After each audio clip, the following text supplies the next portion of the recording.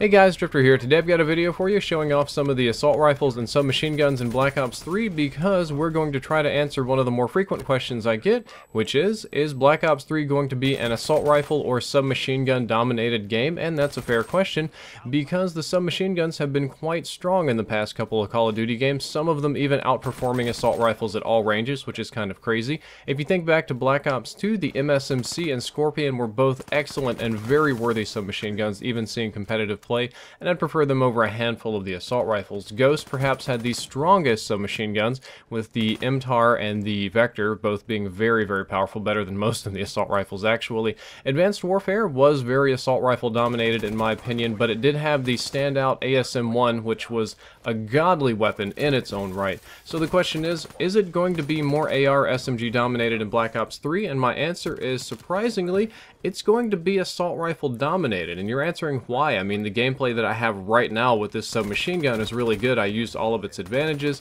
I'm just tearing people up. And assault rifles have so many downsides in a fast-paced movement game. They have a slower movement speed. You fall off the walls in this game if you aim down sights for too long. You have slower aim down sights time. You have a lot of things working against you with assault rifles in any sort of fast-paced game, when the general tactic with submachine guns is you're just getting people's spaces and spray.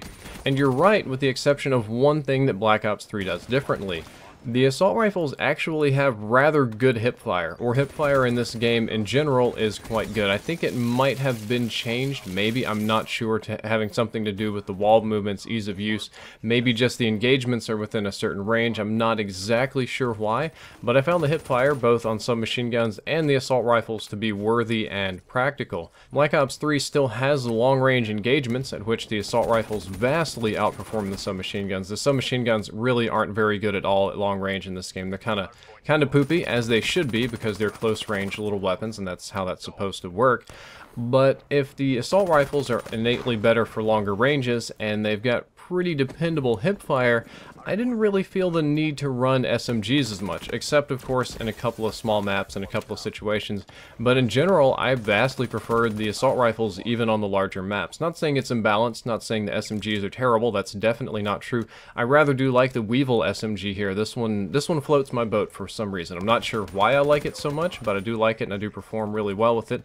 But in general, I do prefer the assault rifles, and when you guys get to play the beta in August, or maybe a little bit closer to October if you're on the X-Bone, I would highly recommend that you try out the assault rifles first. I'd highly recommend the HVK and the XR2 first, and when you want to play with submachine guns, I'd tell you to give the Weevil a go if that's in the build, because the Weevil is very, very solid, even though it does kick a little bit. Guys, that's all for this video. I hope you enjoyed it. I hope you learned something useful. If you did, don't forget to like, favorite, and subscribe. Drifter out.